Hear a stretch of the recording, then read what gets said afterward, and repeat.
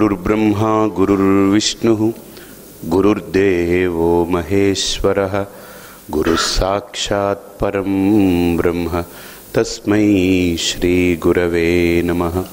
श्रुतिस्मृतिपुराणानाम् आलयं भुवनालयं नमामि भगवत्पाद शंकरं लोकशंकरम्। ओम दयानंद चरणौ मनसा स्मरामि దయానంద చరణౌ శిరసా నమామి. ఎవరికైనా ఒక సుఖం వచ్చిందనుకోండి కళ్ళు మూసేస్తాడు, దుఃఖంలోనే కళ్ళు తెరుస్తాడు ఎవడైనా, అంతేనా కాదా చెప్పండి? సుఖంలో కళ్ళు మూస్తాడు, దుఃఖంలో కళ్ళు తెరుస్తాడు. అంటే ఇప్పుడు మీరు బాగా ఎండలో తిరిగి వచ్చారనుకోండి, లోపలికి రాగానే చల్లగా ఏసీ వేసి మీకు ఒక గ్లాస్ నీళ్ళు ఇచ్చారనుకోండి, చల్లటి నీళ్ళు, ఆ చల్లటి ఏసీ గదిలోకి రాగానే బా అంటారు, అవునా? ఎందుకని? అప్పుడు నిజంగా కళ్ళు తెరిచి ఏసీ దగ్గర అబ్బా అనాలి కదా, అనడు. ఏమంటారు? అబ్బా అంటారు. సరే వెంటనే కూర్చోండి, వెంటనే మూసేయకండి కళ్ళు, ఇదిగో గ్లాస్ నీళ్ళు తాగండి అన్నారనుకోండి, తీసుకొని తాగుతున్నాడు అనుకోండి, అబ్బా. కళ్ళు ఇలా తెరిచిపెట్టి తాగుతాడా, లేకపోతే కళ్ళు మూసి అబ్బా అలాగా ఆస్వాదిస్తూ తాగుతాడా? కళ్ళు మూస్తాడు. గుర్తుపెట్టుకోండి, ఏదైనా మంచి స్వీట్ తాగిన తర్వాత కూర్చున్నాడు అనుకోండి, మంచి స్వీట్ పట్టుకొచ్చి ఇచ్చారనుకోండి, అది నోట్లో వేసుకుని బా అనుకుంటాడు కదా.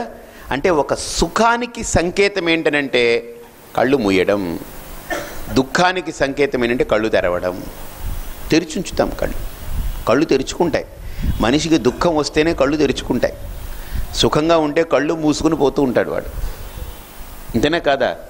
కాబట్టి మనకు కళ్ళు తెరిపించే దుఃఖం కావాలా, కళ్ళు మూసే సుఖం కావాలా?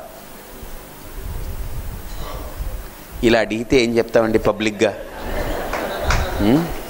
అడిగితే ఏం చెప్తాం మేము? అదే మీరు పర్సనల్గా అడిగారనుకోండి, అప్పుడు చెప్తాం. ఏం చెప్తారు పర్సనల్గా అడిగితే అంటే సుఖమే కావాలి, కానీ కళ్ళు ముయ్యకుండా సగమైనా తెరిచి ఉంచేలా ఏదైనా ఉపాయం చెప్పండి. అది అడుగుతాడు అన్నమాట వాడు. గుర్తుపెట్టుకోండి, మనిషి వాడికి పేరు వచ్చేసి, డబ్బులు వచ్చేసి, మనుషులు వచ్చేసి, బంది మార్పులు, అనుకున్నట్టు జరిగిపోయి అన్నీ వాడు అనుకున్నట్టు జరిగిపోతూ ఉంటే వాడు ఏమనుకుంటా అంటే దేవుడు లేడు, దేవులేదు, అంతా మనం అనుకున్నట్టు జరిగిపోతుంది, అంతా మనదే అనుకుంటాడు.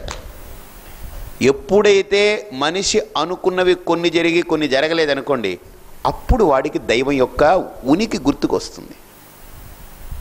అర్థమైందండి? వాడికి అప్పుడే ఆలోచన మొదలవుతుంది. ఇప్పుడు కడుపు నిండా తిన్నాడండి ఒకడు, కడుపు నిండా తిన్నవాడు ఇప్పుడు ఆకలి గురించి చెప్పమన్నారనుకోండి, వాడితోటి కడుపు ఇక్కడ దాకా తినేశాడు వాడు, అసలు మాట బయటికి రావట్లేదు, అంతలా తిన్నాడు. ఇప్పుడు వాడిని ఏమండి ఒక ఆకలి గురించి ఒక 10 నిమిషాలు మాట్లాడండి, ఒక 15 నిమిషాలు అన్నారనుకోండి, ఆకలి అంటే అది మీకు తెలియదు కదా, వీడు మొదలు పెట్టడమే తోటి మొదలెడతాడు. ఎందుకని? లోపల అరగకుండా అలా పడుంది వీడికి. కాబట్టి వాడు ఆకలి గురించి ఏం మాట్లాడతాడు? ఇప్పుడు మీకు ఆకలి గురించి చెప్పాలంటే ఇంకో 2 గంటలు ఇక్కడ చావగొట్టి చెవులు మూస్తే గదిలో పెట్టి మాట్లాడరు మీరు, లోపల మీకే స్వానుభవం, అవునా కదా? ఇప్పుడే కొంతమందికి మామూలుగా ఈ పాటికి 2 టాబ్లెట్లు వేసుకుని వచ్చుంటారు ఇక్కడికి. ఆ గతి ఈ గతి అంటున్నాడు, మనం గతి లేకుండా అయిపోతామేమో, మళ్ళీ ఏదో గతుల గురించి చెప్తున్నాడు ఈయన అని.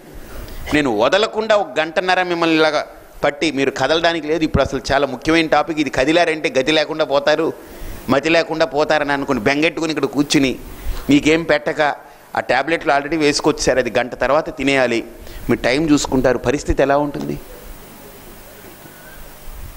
కాబట్టి ఇక్కడ కూడా బాగా ఆలోచించండి. ఒక సుఖం అనేది ఒక మనిషి కళ్ళని మూస్తుంది, దుఃఖం అనేది మనిషి యొక్క కంటిని తెరిపిస్తుంది. మనిషిని ఆలోచింపజేసేది దుఃఖం, మనిషిని అవగాహనకు దారి తీసేది దుఃఖం. సుఖం ఏం చేస్తుంది? అనుభవానికి లోను చేస్తుంది, అనుభవించడానికి మనిషిని ఈడ్చుకుపోతుంది. దుఃఖం ఏం చేస్తుంది? ఆలోచించడానికి అవకాశం ఇస్తుంది. కాబట్టి ఇక్కడ కూడా ఏ వ్యక్తి అయితే హాయిగా ఈ లోకంలో అన్ని కర్మలన్నీ చేసుకుని అది కావాలి ఇది కావాలని ఫలాల కోసం ఇక్కడ ఈ లోకంలో ఒక భక్తుడిగా భగవంతుని పూజించినా, ఒక దానం చేసినా, ఒక ధర్మం చేసినా, ఏది చేసినా ఫలం కోసం ఎవడైతే ఇక్కడ చేస్తూ ఉన్నాడో వాడెవరు? సింపుల్ భక్తుడు. వాడేం చెడ్డవాడేం కాదు. కాకపోతే వాడికి భగవంతుడు అక్కర్లేదు. ఏం కావాలి? ప్రకృతి కావాలి. వాడు వెళుతున్నాడు ఎక్కడికి? తత్ర చాంద్రమసం జ్యోతి యోగి ప్రాప్య నివర్తతే. అక్కడికి వెళ్ళి ఆయా లోకాలని చూసి, ఆ సుఖాలని చూసి, ఆనందాలని పొంది వాడు కింద పడిపోతున్నాడు. ఇప్పుడు ఒక ప్రశ్న, స్వామీజీ ఎలాగో వెళుతున్నాడు, కిందకు వస్తాడుగా, కళ్ళు తెరిపించి తీసుకెళ్ళొచ్చుగా వీడిని, ఎందుకు మూసి తీసుకెళ్తున్నారంటే, మీకు తెలుసా, కొంతమంది డాన్లో మాఫియాలో ఎవరికైనా తీసుకెళ్తున్నారనుకోండి, వాళ్ళు ఏం చేస్తారంటే మనల్ని కళ్ళకు గంతలు గట్టి తీసుకెళ్తారు. ఎందుకంటే వాడికి ఆ దారి తెలియకూడదు, మళ్ళీ ఎవరికైనా అప్పచెప్తాడేమో అని. అందుకనే వీడిని కూడా అక్కడికి తీసుకెళ్ళేది ఎందుకు? కళ్ళకు గంతలు కట్టి ఏం కనపడనివ్వకుండా, పొగ, రాత్రి, అమావాస్య, అర్ధరాత్రి, మబ్బులు కమ్మిన దక్షిణాయనం, ఇవన్నీ ఎందుకు వీడికి గతేనంటే వీడికి మళ్ళీ ఆ మార్గం కనపడకూడదు. మళ్ళీ వీడిని కింద పడేద్దాం అనుకుంటే కింద పడేస్తే మళ్ళీ పైకి వచ్చేస్తాడేమో ఈ దారి పట్టుకుని. అందుకని వాడికి ఆ దారి తెలియకుండా ఉండడం కోసం, వాడికి ఆ దారి కనిపెట్టకుండా ఉండడం కోసం వాడిని కళ్ళు మూసలు మూసినట్టుగా వాళ్ళు గంతలు కట్టడానికి లేవుగా ఏవి. అందుకనేంటి ఇవన్నీ అన్నమాట. రాత్రి అభిమాని దేవత, అమావాస్య అభిమాని దేవత, దక్షిణాయన అభిమాని దేవత, పొగ. అసలు రాత్రి నడవమంటేనే మనం ఒక అడుగు వేస్తే నడవలేం. దాంతో దక్షిణాయనం, అమావాస్య, అర్ధరాత్రి, పొగ. ఏం నడుస్తాం మనం నడవం, వాళ్ళు నడిపించుకుంటూ తీసుకెళ్తారు, ఎత్తుకుపోతుంటారు అంతే.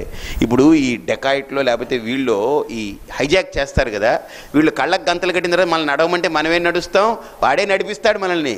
ఎక్కడికండి అని అంటే, పద అక్కడికి, పద, ఎందుకు నువ్వు కంగారు పడుకు, పద. ఏమిటి నాకేం కనపడట్లేదు, నీకెందుకు కనపడాలి, మేం కదా తీసుకెళ్తాం, మాకు బాగానే కనపడుతుంది, నీకేమీ కనపడకుండా ఉండడం కోసమే మేము ఉన్నాం పక్కన, నీకు కనపడితే మాకు సమస్య, రేపు మళ్ళీ మాకు ముప్పు అని. వీడికి కూడా ఏంటంటే వీడి వల్ల రేపు ఉత్తరోత్తర ముప్పు ఉండకూడదనే ఆ తప్పు చేయకుండా తీసుకెళ్తున్నాను అనమాట వాడిని. ఎందుకంటే వీడు దారికి అనుకున్నాడు, రూట్ మ్యాప్లు అన్నీ వేసేస్తాడు వీడు, స్కెచ్ వీడు ఊరుకోడు. అక్కడ కూడా రియల్ ఎస్టేట్ చేసేస్తాడు, దాన్ని కూడా అక్కడ కూడా ముక్కలేసేసి దాన్ని గజం ఇంత, లేకపోతే ఎకరా ఇంత, లేకపోతే ఈ ఏంటి గది ఇంత, లేకపోతే అది ఇంత, ఇది ఇంత అనుకుంటే అమ్మి పాడేస్తాడు వాడు. కాబట్టి వాళ్ళు అందుకనే కనపడివ్వకుండా తీసుకెళ్తున్నాడు అనమాట. లేకపోతే అది వేస్తాడు అనుకోండి వీడి ప్లాన్ అక్కడ, అయ్యో బాబోయ్ సమస్య. అందుకని వాడికి బాగా తెలుసు వీడు సామాన్యుడు కాదు, వీడి దేన్నైనా ముక్కలు చేసి అమ్మేయగలడు వీడని. కాబట్టి అందుకనే వాళ్ళు వాడికి కనపడకుండా, వాళ్ళకి దారి తెన్ను కనపడకుండా తీసుకెళ్తారు. తీసుకెళ్ళి ఆయా లోకాల్లో కూడా వాడి కళ్ళు కనపడదు. ఎందుకని సుఖం కదండి, కళ్ళు మూసుకుపోతుంది. అక్కడికి వెళ్ళగానే అంటాడు కళ్ళు మూసుకుపోయింది, ఏదో నోట్లో పోస్తారు అబ్బా అని కళ్ళు మూసేస్తాడు. వీడికి వచ్చే సుఖాలే తప్ప అక్కడ దుఃఖాలు ఉండవు. కాబట్టి కళ్ళు మూసుకునే ఉంటాడు అక్కడ.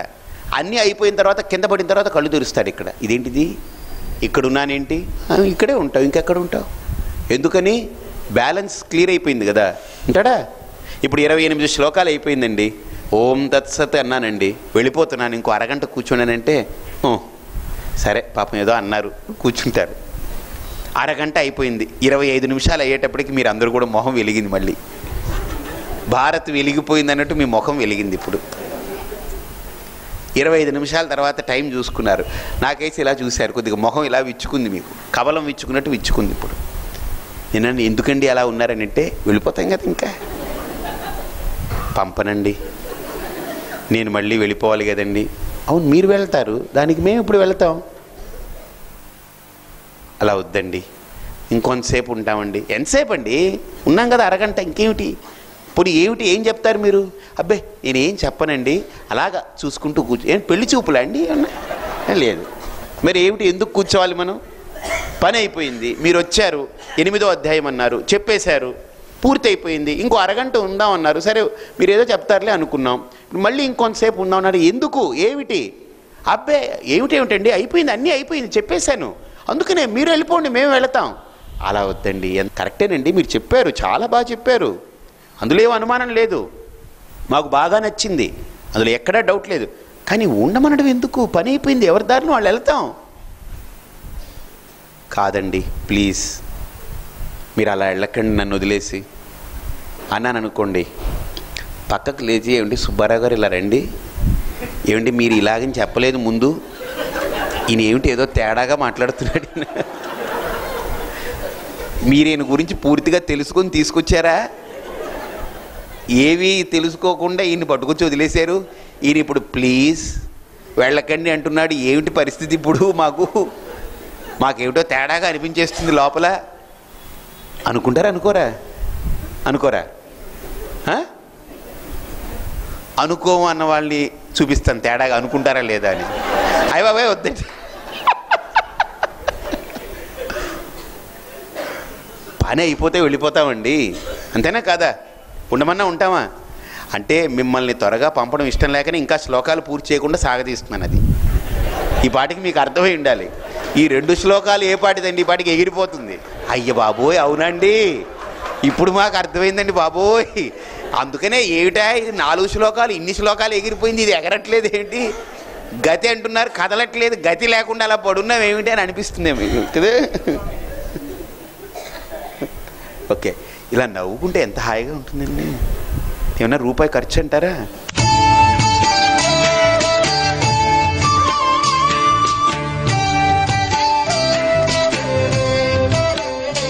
మారుతున్న కాలానికి నీకు కావాలి ఆరాం, మారుతున్న పని విధానానికి నీకు కావాలి ఆరాం, మారుతున్న వయస్సుకి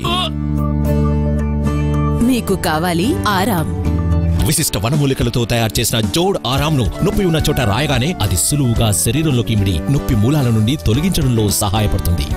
మీ నొప్పులకు నమ్మకమైన ఆరాం జోడ్ ఆరాం ఆయిల్ మరియు టాబ్లెట్స్. ఇది డెల్టాస్ పంచతులసి వారి విశిష్ట ఉత్పాదన.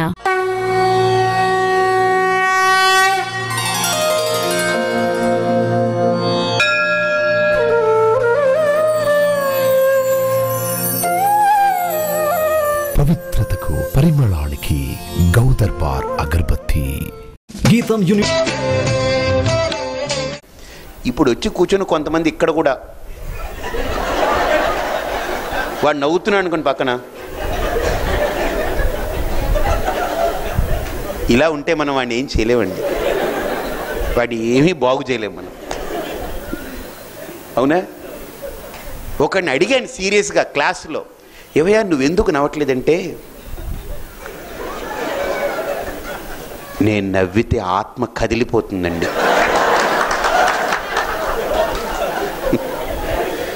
వాడి మీద నాకు ఎలా ఉంటుందండి, నాకు వీడు నవ్వితే అంట శరీరం కదులుతుందట, కదిలితే ఆత్మ కూడా కదిలిపోతుందండి. మరి నువ్వేం చేస్తున్నావు? దాన్ని కదలనివ్వకుండా అలా చూస్తున్నానండి. యూజ్లెస్ ఫెలో, ఇది ఏం చెప్తావు వీడిని?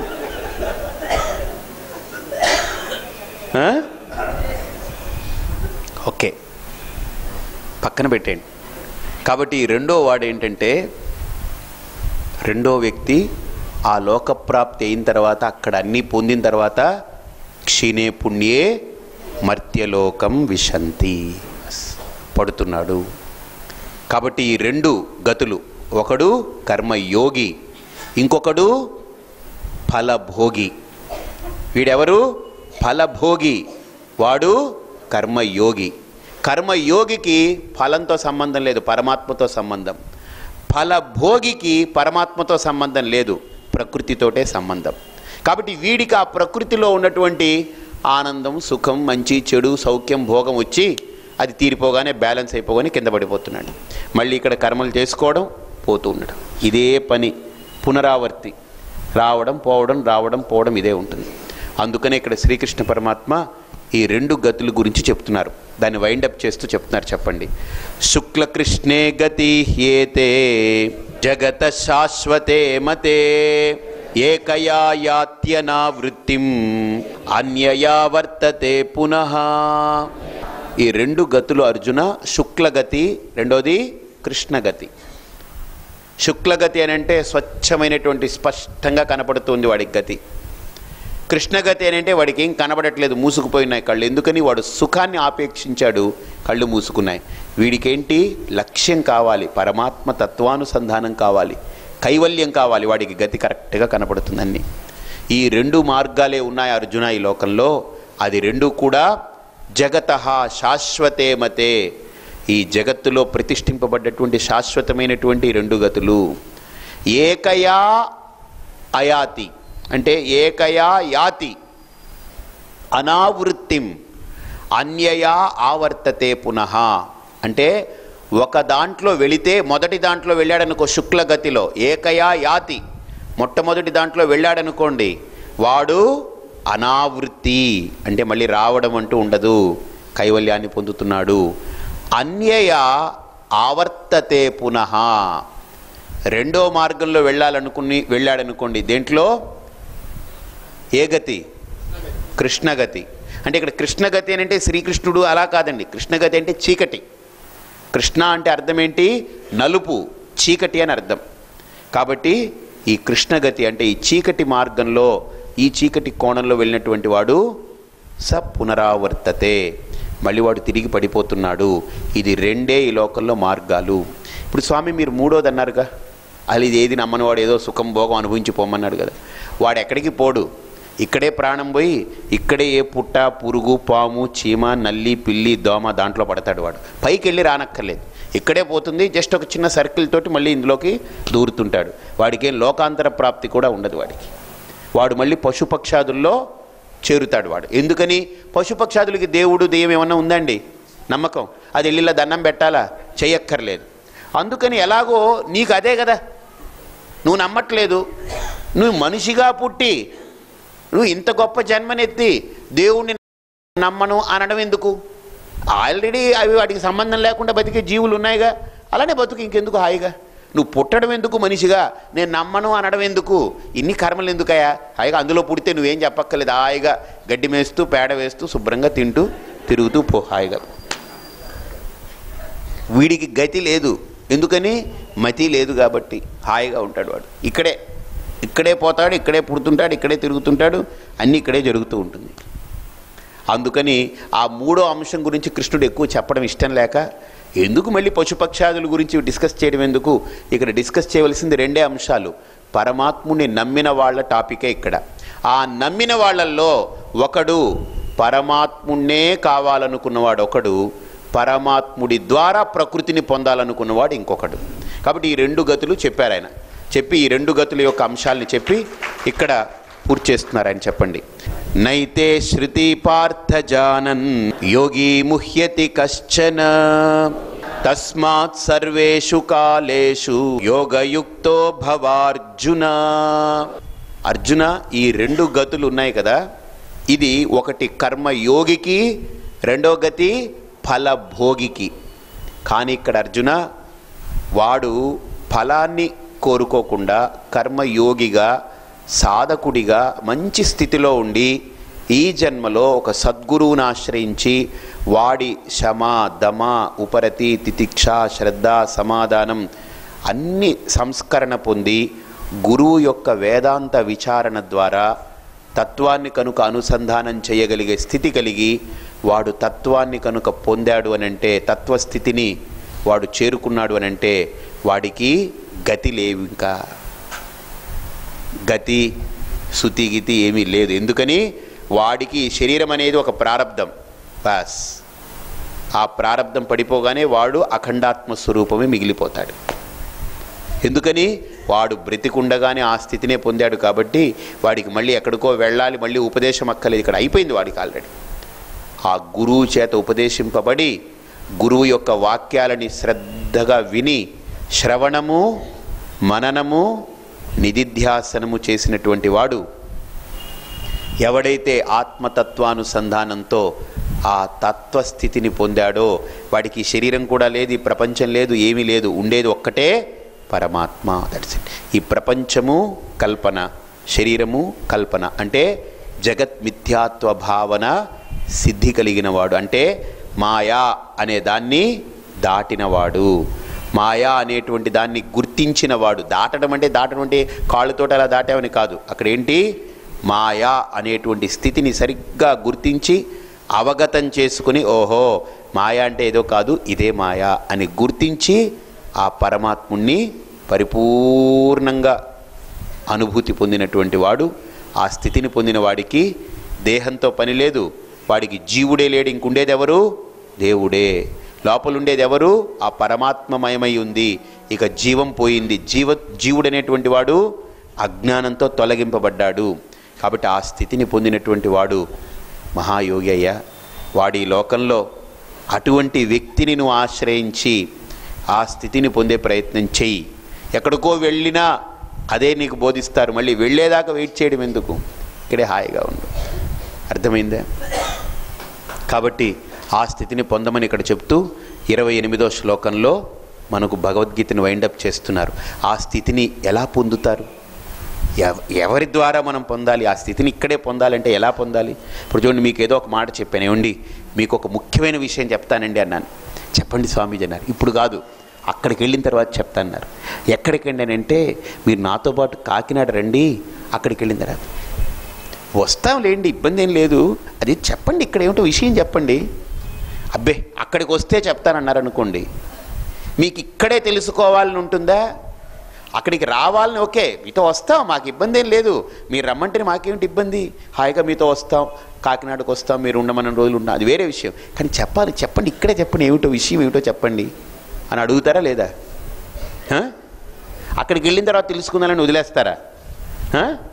వెంట పడతారు, ఏదో అప్పు పుచ్చుకునే వాళ్ళలాగా నా ఎదురుగుండా నిలబడతాడు. అలాగా భోజనానికి వెళ్ళినప్పుడు, స్నానం చేయనివాడు అలా ఎదురుగుండా చెప్తారండి, ఇక్కడ కాదయా అక్కడ చెప్తాను, ఓ అక్కడ అండి, మళ్ళీ పక్కన నిలబడతాడు, మళ్ళీ నేను బయటికి మళ్ళీ ఏమండి చెప్తారా అండి?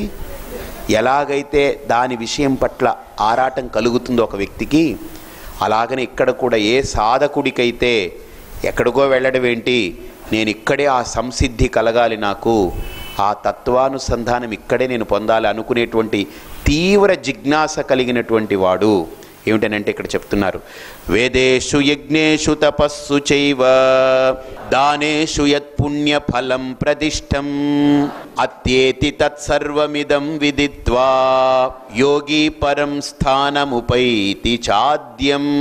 ఇక్కడ పరమాత్మ చాలా అద్భుతంగా అంటున్నాడు. ఆ యోగి యొక్క స్థానం ఎలా ఉంటుంది తెలుసండి? వేదేషు యజ్ఞేషు తపస్సు చైవ దానేషు యత్పుణ్య ఫలం ప్రతిష్టం.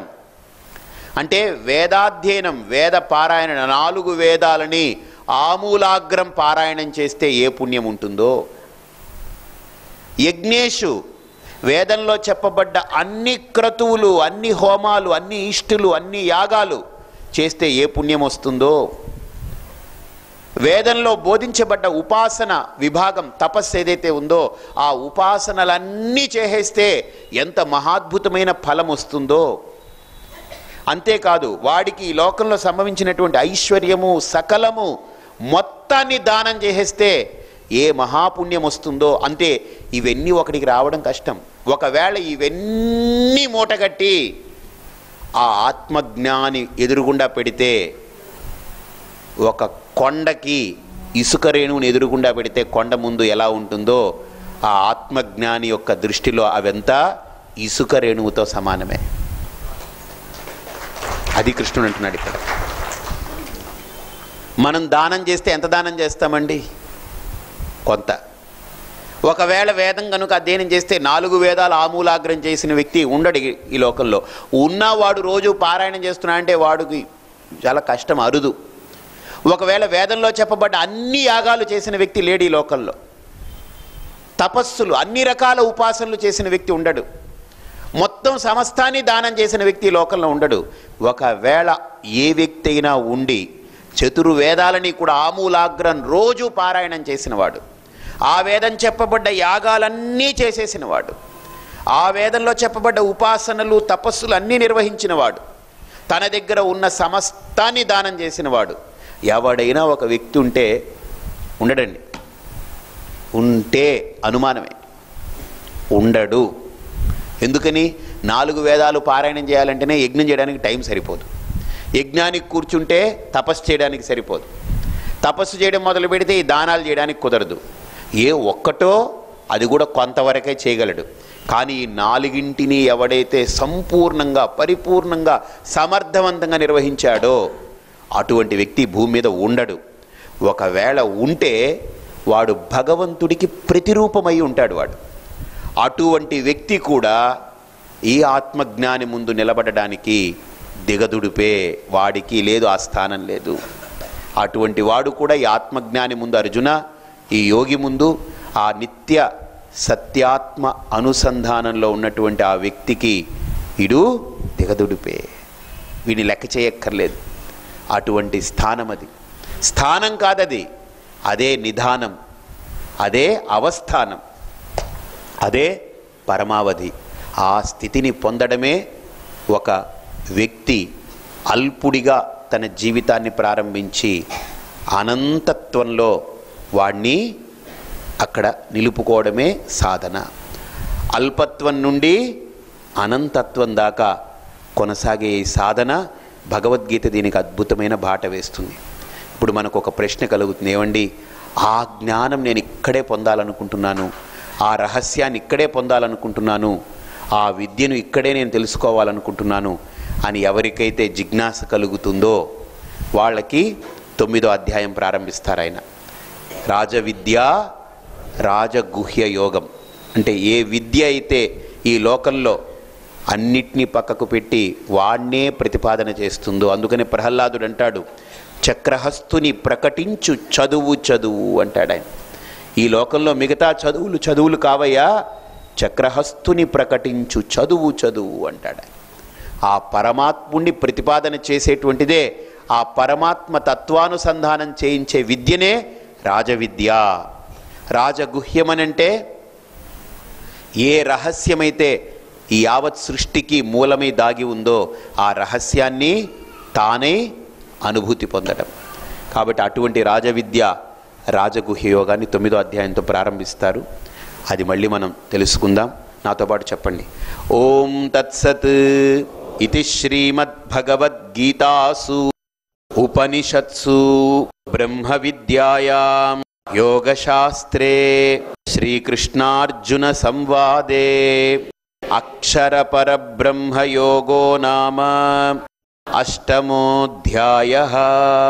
సర్వధర్మాన్ పరిత్యజ్య మామేకం శరణం వ్రజ అహం త్వా సర్వపాపేభ్యః మోక్షయిష్యామి మా శుచః.